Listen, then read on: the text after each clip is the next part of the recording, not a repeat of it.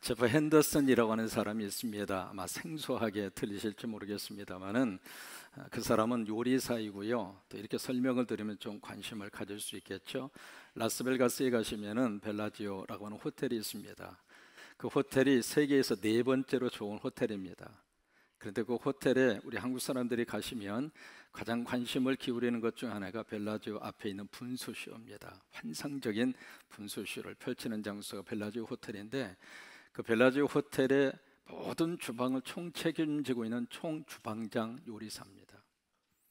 흑인이면서도 전체 그 호텔의 총주방장이 전 첫 번째 인물이 제프 핸더슨이라고 하는 사람이에요. 참 대단한 사람이죠. 한번 잠깐 사진을 한번 보시겠습니까? 바로 저 사람이에요. 근데 저 사람이 참 대단한 그런 위치에 지금 올라가 있습니다만은, 저 사람의 일생을 들여다보면 입지전적의 인물입니다. 기가 막힌 인생을 저 사람이 살았어요. LA 지역에서 태어나셨는데, 저분이 10대 시절부터 뒷골목에서 나쁜 친구들과 어울리면서 뭘 했느냐면 마약에 손을 댔습니다. 마약에 손을 대면서 마약 딜러까지 하게 됐는데, 그게 경찰에 발각이 돼서 몇 년형을 받았느냐면 19년 7년형을 받았습니다. 여러분, 10대 시절에 나쁜 친구 때문에 20년 가까운 형을 감옥에서 살아야 된다고 생각을 해보세요. 살 맛 났을까요? 죽을 맛 났을까요? 죽을 맛이죠. 그래서 이제 감옥에 들어가서 투옥 생활을 하는데 무슨 살고 싶은 마음이 있겠어요. 근데 감옥에서 뭘 시켰느냐면 마당 청소를 시켰거든요. 근데 마당 청소를 시키는데 청소할 마음이 없잖아요. 그래서 게을리하다가 쫓겨나서 어디로 갔느냐면 주방 설거지 담당자로 그쪽으로 밀려난 거예요. 근데 주방 설거지를 어느 정도 하느냐면 하루에 3번씩 1,500명 그릇을 설거지해야 돼요, 혼자. 그러니 하루 이틀도 아니고, 여러분, 하루에 3번씩 아침, 점심, 저녁으로 1,500명의 그 그릇을 날마다 설거지를 해야 되니까 말 그대로 인생의 가장 밑바닥에 떨어진 거예요. 더 이상 추락할래야 추락할 수 없는 인생의 마지노선 그 지점까지 떨어지게 됐는데, 거기서 저 제프 핸더슨이라는 사람은 꿈을 가졌어요. 사람이 막다른 벼랑 끝에 딱 서는 순간 둘 중 하나거든요. 여기서 내 인생이 끝났다, 내 인생은 여기서 희망이 없다, 절망하고 추락하는 사람이 있고요, 그 삶의 마지막 마지노선 벼랑 끝에서 하늘로 올라가는 사람이 있습니다. 그래서 저 사람이 무슨 꿈을 꿨느냐면, 그 주방에서 설거지를 하면서 요리사의 꿈을 꾸었어요. 나도 요리사가 한번 돼버리라. 참 묘한 것은 꿈을 가지니까 그 환경이 바뀌어진 게 아니거든요. 똑같은 환경인데 꿈을 가지니까 그때부터 제프 핸더슨이라는 사람이 열심히 사는 거예요. 피곤해도 피곤한 줄을 모르고 최선을 다하게 되고. 그래서 이제 그런 식으로 감옥 생활을 하다가 보니까 10년 만에 모범수가 돼서 보호 관찰 형을 받게 돼서 사회로 나오게 됐어요. 사회로 나와서 이 사람이 이곳저곳 호텔로 들어가서 허드렛 일을 하고, 그리고 요리사를 만나고, 그래서 꿈을 하나씩 일구기 시작을 했는데, 결국에 가서는 세계 4번째로 좋은 호텔 벨라지오 호텔의 총주방장 자리까지 올라가게 된 거예요. 이 사람은 자기와 똑같은 형편과 사정에 있는 그 흑인들을 향하여 희망의 메시지를 제프 핸더슨은 외치고 있습니다. 뭐라고 이야기하느냐면, 흑인 여러분, 당신들이 범죄자가 된 것이 사회의 탓이라고 말하지 마시오. 언제 이 사회가 총을 겨누면서 당신들로 하여금 죄를 범하지 않으면 죽이겠다고 그렇게 위협한 적이 있습니까? 결국 그것은 당신들 스스로가 선택한 운명의 길입니다. 그러니 자신을 희생양이라고 생각하지 말고 자신을 희망이라고 생각하자. 그래서 그 사람이 이제 자서전을 하나 써서 냈어요. 아까 보여드린 그 책이 바로 자서전의 내용인데, 그 자서전의 그 책의 제목을 참 기가 막히게 그렇게 자서전의 제목을 썼습니다. 영어로 말하면 Impossible is nothing. Impossible이라고 하는 것은 불가능하다, 그 말이거든요. Nothing이라고 하는 것은 아무것도 없다, 그 말인데, 그러니까 불가능은 없다, 그 말이에요. 그 이야기는 가능하다, 그 말이에요. 그것을 한국말로 번역을 하면서 나는 희망이다. 모든 환경과 여건으로 보면은 죽을 맛 인생을 살 수밖에 없는 그 속이라 할지라도 나는 희망을 가질 수 있다. 그게 이제 저 사람이 외치고 있는 희망 아이콘으로서의 자신의 자서전입니다. 여러분, 성경은 어떻게 우리에게 말씀을 해주시고 있는가? 성경은 나는 희망이다 그렇게 말하지 않아요. 성경은 예수 그리스도가 희망이고, 성령님이 희망이고, 하나님이 희망이고, 말씀이 희망이고, 그게 성경이 우리에게 외쳐주고 있는 하나님의 메시지예요. 그래서 희망이 되시는 예수 그리스도와 성령님이 내 안에 들어오면 우리는 꿈을 꿀 수 있습니다. 죽을 맛 인생이라 할지라도 그곳에서 얼마든지 살맛나는 인생을 우리가 꿈을 꿀 수 있고, 저와 여러분이 그렇게 살아갈 수 있는 줄로 믿습니다. 여러분, 그동안 우리가 예배소서를 통해서 우리가 성령 받고 예수 그리스도를 믿은 다음에 나라고 하는 존재가 후에마이, 나라고 하는 존재가 누구인가? 거기에 대한 질문, 하나님께서 주시는 8가지의 답을 우리가 계속해서 반복해서 고백을 하고 있습니다. 나는 성자이고, 나는 부자이고, 나는 기도, 나는 부모, 나는 하나님의 걸작품이고, 나는 공사 중이고, 나는 비밀을 맡은 자고, 나는, 다시 한번, 나는, 그거예요. 후에마이, 나는 그렇게 산다 이 말이에요. 희망이 되시는 예수님이 내 안에 계시고, 희망이 되시는 성령님이 내 안에 계시기 때문에 나는 successful life를 살 것이라 이거예요. 그래서 두 번째로, 그렇다면 나라고 하는 존재를 확인했으면은 what do I do? 어떻게 내가 살아야 할 것인가? 첫 번째로 다룬 주제가 하나됨으로 살아라. 두 번째가 성숙됨으로 살아라. 세 번째가 새롭게 됨으로 살아라. 네 번째가 하나님을 닮은 자로 살아라. 오늘 다섯 번째, 성령으로 살라 이 말이에요. 오늘 에베소서 5장 18절을 보시면은 여러분 잘 아시는 말씀을 하나님이 우리에게 해주시고 있죠. 에베소서 5장 18절 말씀에 같이 한번 크게 고백합니다. 시작. 술 취하지 말라. 이는 방탕한 것이니 오직 성령으로. 다시 한번, 오직 성령으로. 다시 한번 크게, 오직 성령으로. 그렇게 되시기를 주의 이름으로 축원합니다. 여러분, 여기에 성령으로 충만을 받으라, 그 부분을 영어로 보시면 그렇게 되어 있어요. Be filled with the Holy Spirit. fill이라는 것은 가득히 채우는 거잖아요. 무엇으로 채우느냐면 with the Holy Spirit, 성령으로 채우라 이 말이에요. 여기 이제 컵이 있습니다. 컵이 있는데 이 컵에다가 어떤 내용물을 담느냐에 따라서 컵에 대한 이름이 달라지잖아요. 똑같은 컵이지만은 이 컵에 어떤 것을 붓느냐에 따라서 컵의 이름도 달라지고 컵에 대한 가치도 달라지고, 만약에 여기다가 술을 부으면 무슨 컵? 지금부터 무조건 앞에다 붙이고 컵자 붙이면 다 답이 돼요. 물을 부으면, 국을 부으면, 보석을 담으면, 그래요. 컵은 변하지 않았어요. 컵은 그대로 있어요. 같은 컵이지만은 컵에 어떤 내용물을 담느냐에 따라서 컵에 대한 가치가, 여러분, 물컵하고 보석컵하고 컵에 대한 가치가 같아요? 틀려요? 다르죠. 나라고 하는 존재가 똑같은 존재이거든요. 나라고 하는 이 존재 속에 무엇으로 채우느냐에 따라서 나에 대한 가치와 나에 대한 존재성이 달라지는 거예요. 그래서 오늘 에베소서 5장 18절 말씀에 술로 채우지 말라 그거예요. 왜? 나 스스로를 술독 인생 만들지 말라고 하는 거예요. 그러면서 무엇으로 채우기를 원하시는가? 뭘로 채워요? 성령으로 채워요. 성령으로 채우는데 그냥 성령으로 채우라 그렇게 말씀하고 있지 아니하고, 성령으로 어떻게 함을 받으라, 충만함을 받으라 그렇게 말씀을 하시고 있거든요. 한번 보실까요? 이 컵에다가 물을 채웁니다. 물을 이제 어느 정도 이제 채웠는데 지금 충만하죠? 충만한데 뭐 충만 아니라고 그러세요? 충만하죠? 물만 들어있으면 충만하지 뭐. 그래요? 조금 더 부을게요. 물을 조금 더 따랐습니다. 이제는요, 아까보다 더 충만하잖아요. 아까보다 훨씬 더 양이 더 많아졌는데 충만해요? 안 충만해요? 알았어요. 더 부을게요. 그러면 이 컵에다 물을 더 이렇게 더 부어서 지금 충만해요? 안 해요? 정말이에요? 안 충만해요.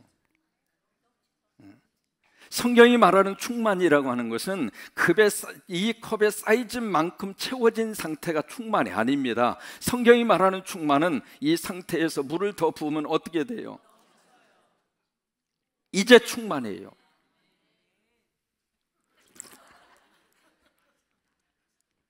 그러면 처음에 이 물을 부을 때 말이죠, 두 가지 현상을 우리가 볼 수가 있는데, 맨 처음에 컵에다가 물을 부을 때는 이 컵 속에 물이 있어요. 근데 계속해서 이 잔에다가 물을 부으면 나중에는 어떻게 돼요? 물 속에 컵이 있는 거예요. 컵이 있는 거예요. 오늘 하나님께서 성령으로 충만함을 받으라, 그 메시지는요, 우리 안에 성령님이 계시는 것으로 만족하지 말고, 어느 정도 성령님에 채워져 있는 것으로 만족하지 말고, 이 성령이 나 안을 가득하게 채워서 성령이 나를 통해서 흘러넘치도록. 처음에는 성령이 내 안에 계시지만은 성령으로 채워지고 또 채워지면 성령 안에 내가 있는 거예요. 성령 안에 내가 있는 거예요. 여러분, 성경을 통해서 예수님의 소원을 우리가 한 가지 발견할 수 있는 구절이 있어요. 예수님이 이 세상에 오셔서 어떤 소원을 예수님이 가지고 계시는가, 누가 12장으로 가서 한번 보실래요? 누가 12장 49절. 거기에 가서 보시면은 예수님의 소원을 거기다가 우리에게 밝혀주고 있습니다. 누가복음 12장 49절.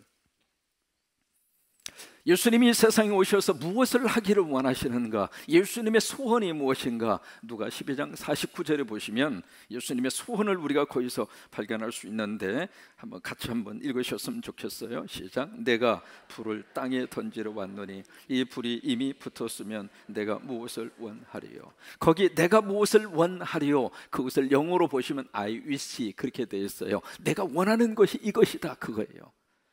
그러니까 예수님의 소원은 두 가지 것이에요. 첫째는 이 땅에 불을 던지기 위해서 예수님이 오셨어요.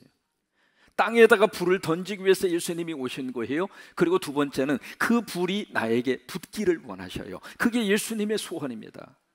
그러면 이 불이 무엇을 의미할까? 하버드 대학의 하비 콕스라고 하는 사람이 기가 막히게 그 불을 표현을 했습니다. 그 불이 무슨 불이냐면 Fire from heaven, 하늘로부터 내려온 불이라고 그랬어요. 그 불이 구체적으로 무엇일까요? 성령이죠. 성령.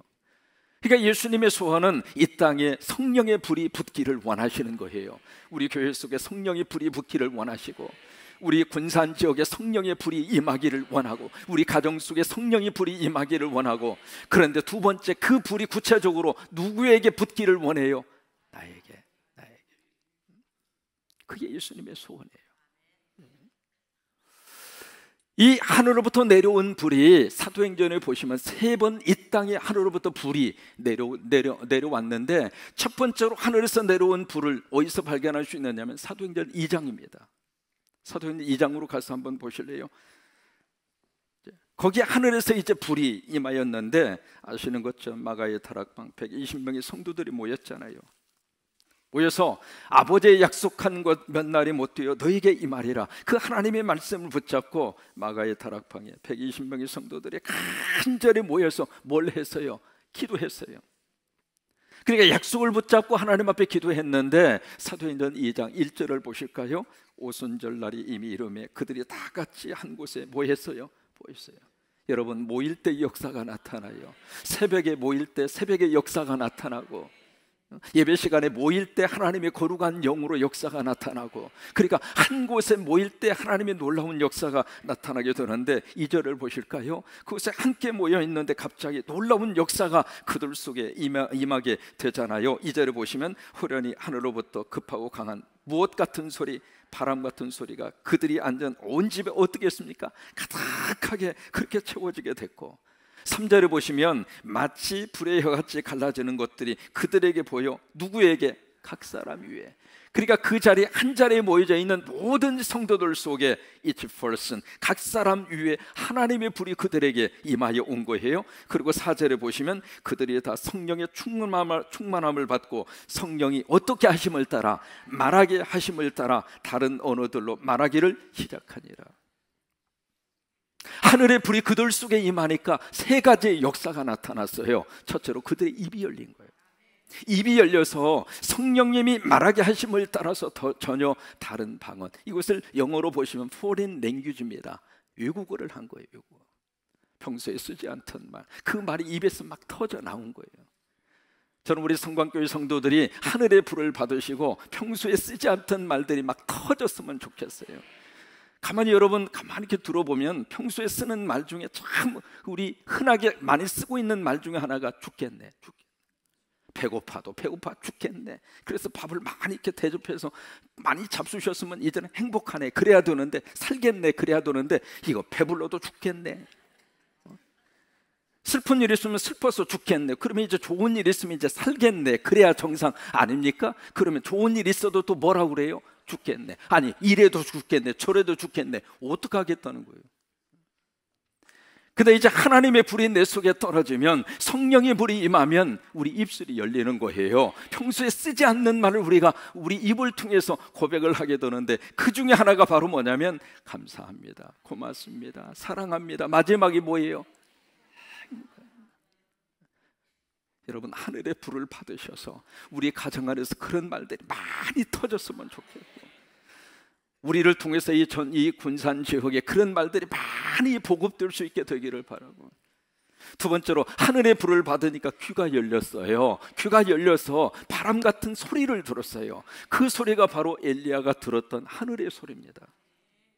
세 번째로 하늘의 불이 임하니까 그들이 눈이 열렸어요. 눈이 열려서 하늘의 불로 임하는 거룩한 성령의 역사를 그들의 눈으로 본 거예요.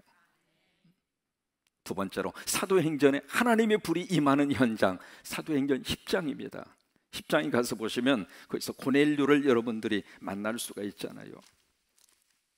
이방인이면서도 가이사라 지역에 투순하고 있는 로마 군대의 백부장입니다. 이 고넬료라는 사람이 참 경건한 사람이었어요. 기도와 구제하는 일을 최선을 다했고, 근데 그 기도를 하나님이 들으셨고, 고넬료가 하는 그 구제를 하나님이 기억하셨어요. 그래서 그 가정에 하나님의 특별한 복을 주고 싶어서 요빠라고 하는 지역에 살고 있는 베드로, 그분을 자기 집 특별 강사로 초청을 하기를 원했어요. 그래서 이제 사람을 보내게 되는데, 하나님이 먼저 베드로에게 신방을 가서 베드로로 하여금 고넬료의 가정에 갈 수 있도록 하나님이 환상을 보여주시잖아요. 그래서 결국 가기 싫어하는 이 베드로를 하나님이 억지로 가이사라라고 하는 지역까지 하나님이 보내셔서 고넬료 가정에 그 집에 특별 말씀 부흥 집회를 베드로가 인도하게 되는데, 거기서 놀라운 역사가 나타나게 됩니다. 사도행전 10장 44절입니다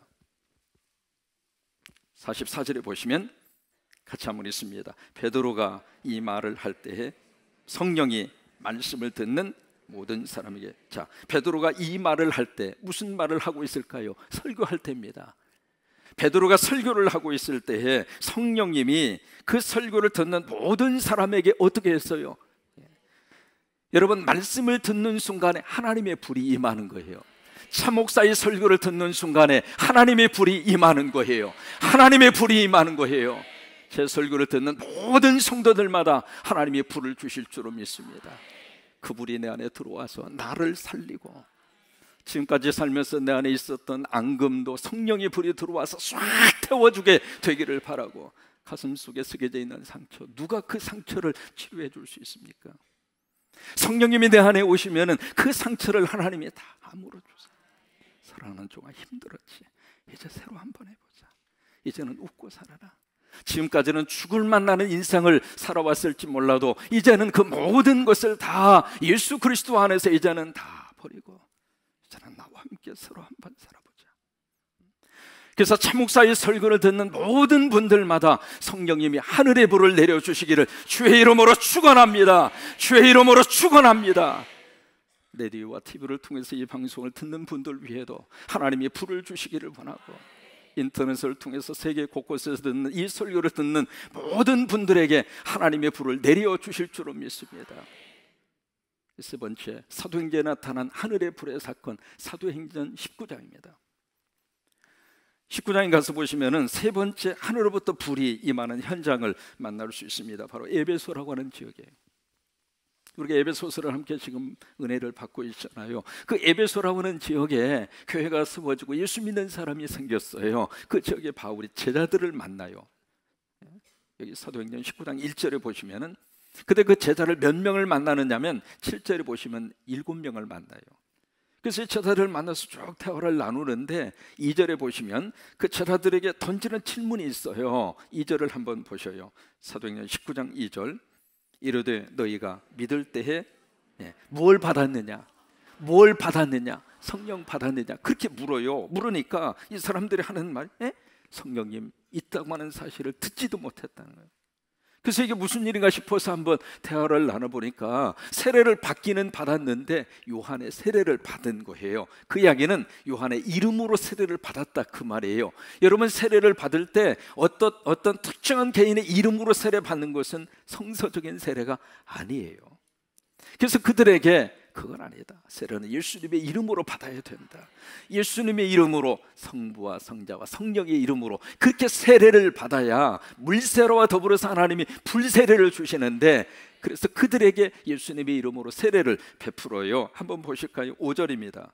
그들이 듣고 주 예수의 이름으로 뭘 받아요? 세례를 받으니. 6절 시작. 바울이 그들에게 안수하며 성령이 그들에게 임하심으로 방언도 하고 예언도 하니. 그들에게 안수하는 순간에 성령의 불이 그들에게 임한 거예요. 그리고 우리가 예수를 믿으면 성령님을 받아요. 그러니까 그것을 영어로 말하면 이렇게 표현할 수 있거든요. Believe and then you will be received the Holy Spirit. 만약에 예수를 믿으면, 그러면 여러분들은 성령을 받아요. 이 두 가지의 사건은 동시적으로 일어납니다. 로마서 8장에 하나님의 영이 없는 사람은, 그리스도의 영이 없는 사람은 그리스도의 사람이 아니라고 그랬어요. 누구든지 예수로 말미암지 않고서는 예수를 그리스도라 시인할 자가 없다고 그랬어요. 그러니까 내가 예수를 믿는다고 하는 순간 내 안에 누가 있어요? 성령이 계신다 이 말이에요. 그런데 오늘 에베소서 5장 18절에서는 성령이 계시는 것으로 만족하지 말고, 이 컵에 약간의 물이 채워져 있는 것으로 만족하지 말고, 여기다가 성령을 더 가득하게 부어서, 더 가득하게 부어서, 더 가득하게 부어서 성령으로 넘쳐나라 이 말이에요. 그것이 바로 성령으로 충만함을 받으라 라고 하는 하나님의 말씀의 역사입니다. 내 안에 성령님이 계시는 것은 분명합니다. 그러나 그것으로 만족하지 말고, 왜? 성령으로 충만하지 않으면 우리가 이 험한 세상 살만하게 살아갈 수가 없어요. 성령님 오셔서 우리에게 길을 열어주셔야 우리 자녀들도 길이 확 열리게 될 것이고, 성령으로 오셔서 우리 민족을 도와주시고 지켜주셔야 강대국의 틈바구니 속에서 우리 민족이 버티고 살 수 있잖아요. 지금까지 우리가 잘나서 우리 민족이 이만큼 전 세계 앞에 경제 대국을 이루고, 이제는 여러분 한국 여권 가지면 미국의 패스포드보다도 한국의 여권이 더 이거예요. 놀래지도 않으죠. 제가 중동 지역을 여행을 하는데 제가 미국의 패스포드를 딱 내니까 저보고 옆에 가서 서 있으래요. 그러더니 한국분하고 함께 갔거든요. 그래서 한국 패스포드를 딱 내니까 갑자기 표정이 달라져. 어서 오십시오 하고 이렇게 가라고 그러고, 나보고는 저기 서 있으라고. 그래서 무슨 일인가 싶어가지고 이제 서서 멀쩡한 이렇게 바라보고 있으니까 다 한국 사람 다 보내고 나서 저보고 오라고 그래. 오라고 그래서 갔지요. 갔더니 묻는 게 많어. 그 순간에 제가 깨달았습니다. 야, 대한민국이 이 정도가 되고. 그러면 그렇게까지 누가 이렇게 만들어 줬는가? 하나님이 만들어 주셔요. 성령님이 우리 민족을 지켜주셨고, 성령님이 우리 민족과 함께 하셨고, 지금도 마찬가지입니다. 우리가 누구를 붙들어야 살 것인가? 성령님 붙들어야 살아요.